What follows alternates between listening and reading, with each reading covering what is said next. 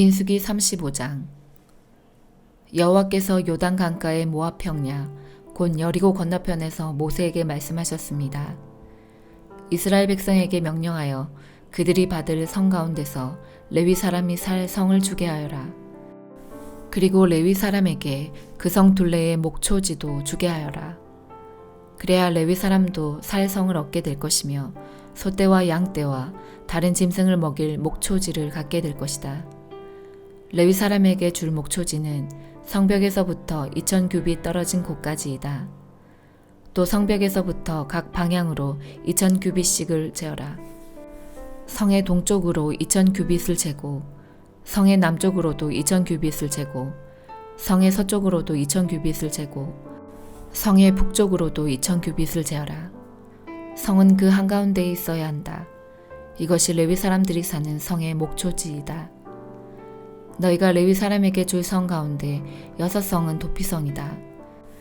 누구든지 실수로 살인을 한 사람은 그 도피성 가운데 한 곳으로 도망갈 수 있다. 너희는 또 다른 성 42곳을 레위 사람에게 주어야 한다. 레위 사람에게 모두 48성과 그 목초지를 주어라. 이스라엘 지파 가운데서 큰 지파일수록 성을 더 많이 주고 작은 지파일수록 적게 주어야 한다. 각 지파는 가지고 있는 성 가운데 얼마를 레위 사람에게 주어야 한다. 각 지파는 가지고 있는 땅의 크기에 따라 성을 많이 주거나 적게 주어야 한다.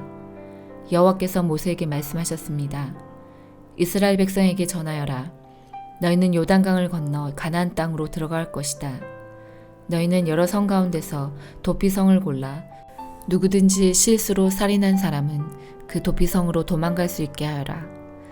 그곳에서 그는 살인자에게 벌을 줄 의무가 있는 죽은 사람의 친척의 복수를 피할 수 있다.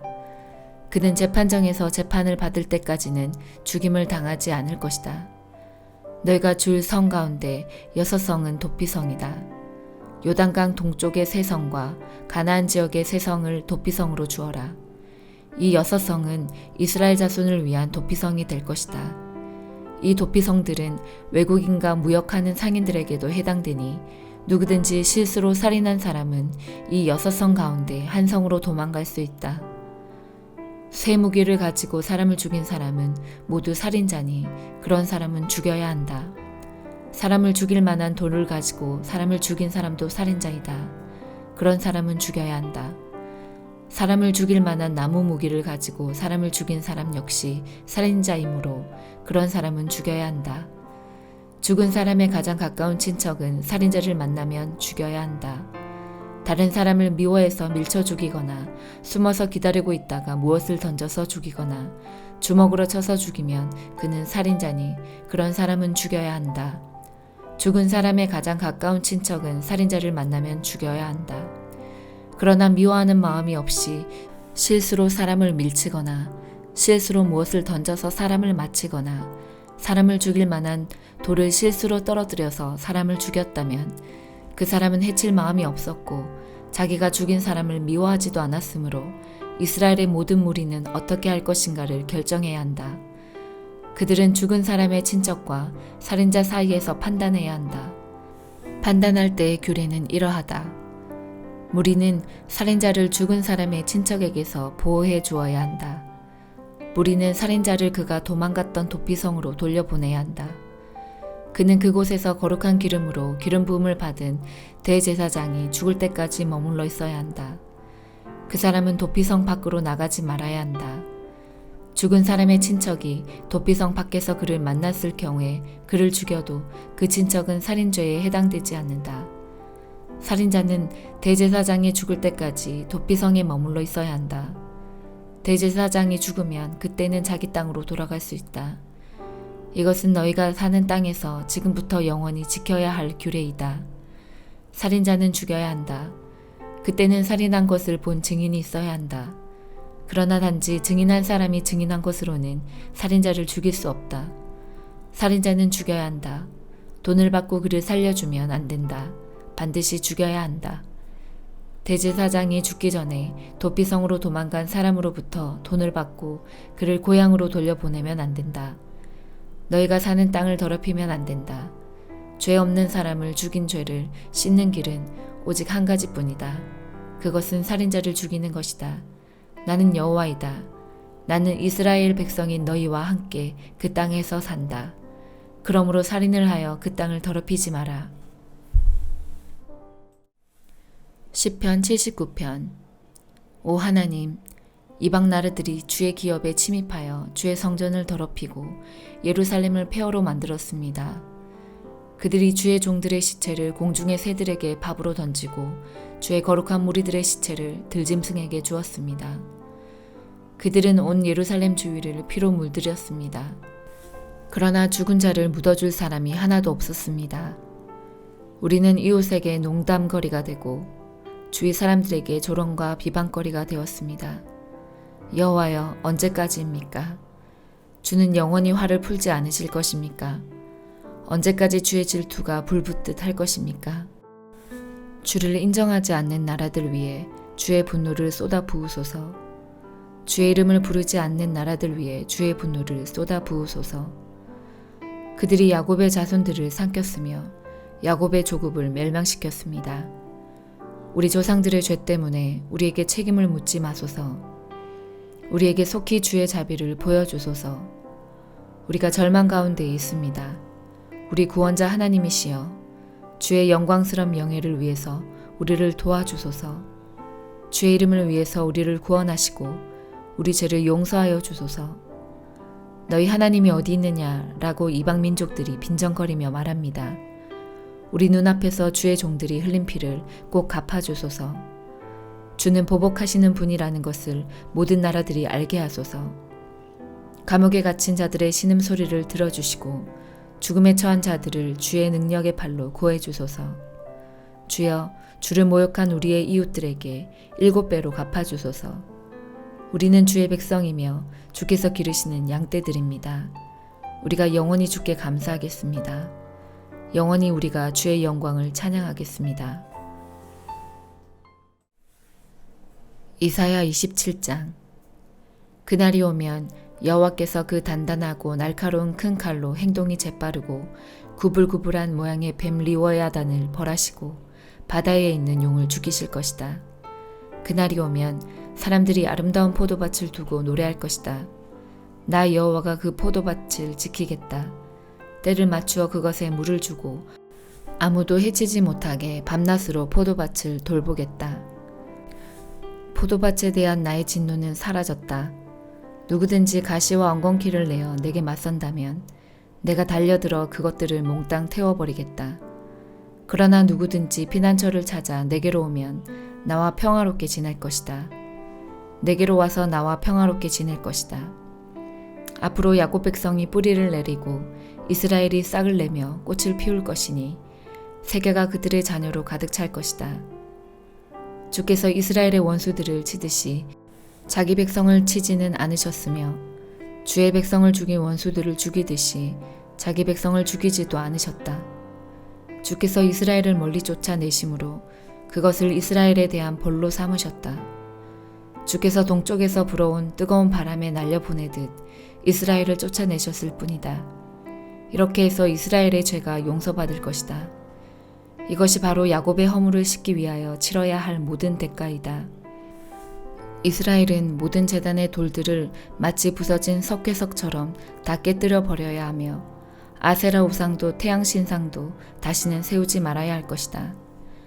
그때가 되면 요새 성들이 폐허로 변하고 사람들이 살던 곳은 사막처럼 버려질 것이다. 송아지들이 거기에서 풀을 뜯고 누우며 나무의 잎사귀를 다 먹어치울 것이다. 나뭇가지가 마르면 여자들이 꺾어서 땔감으로 가져갈 것이다. 이 백성이 이렇듯 깨닫지 못하고 있으니 그들을 지으신 분이 그들을 불쌍히 여기지 않으시고 그들에게 은혜를 베풀지 않으실 것이다.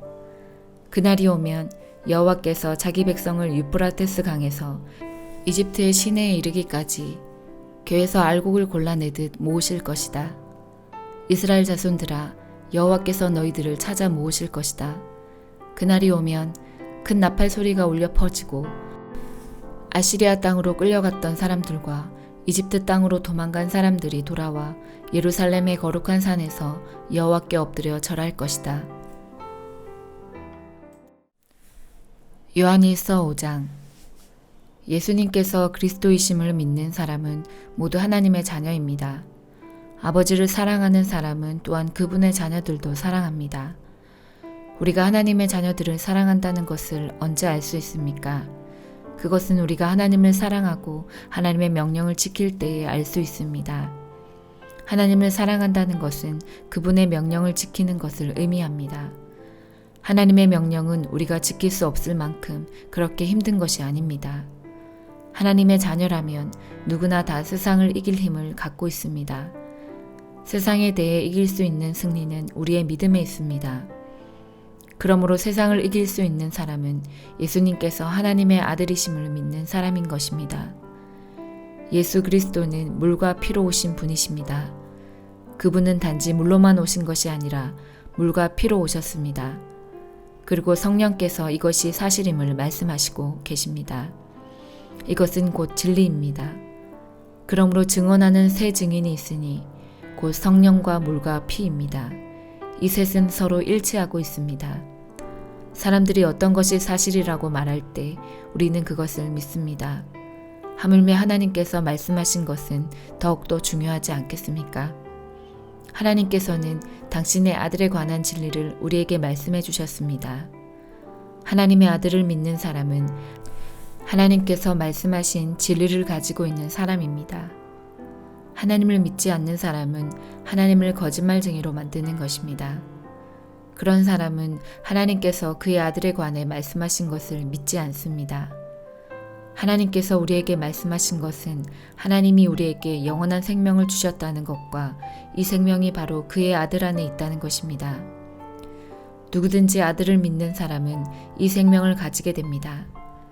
그러나 하나님의 아들을 믿지 않는 사람에게는 생명이 없습니다. 나는 하나님의 아들을 믿는 여러분에게 이 편지를 씁니다. 내가 이렇게 편지를 쓰는 것은 이제 여러분에게 영원한 생명이 있음을 알리기 위해서입니다. 우리는 아무런 의심 없이 하나님께 나아올 수 있습니다. 이것은 우리가 하나님께 무엇인가를 구할 때, 그리고 이것이 우리를 향한 하나님의 뜻에 맞을 때 하나님께서 우리가 구하는 것에 깊은 관심을 가져주신다는 것을 뜻합니다. 하나님께서는 우리가 그분께 간구할 때마다 귀를 기울이고 계십니다. 그러므로 우리는 우리가 구한 모든 것들을 그분께서 주시리라는 것을 알 수 있습니다.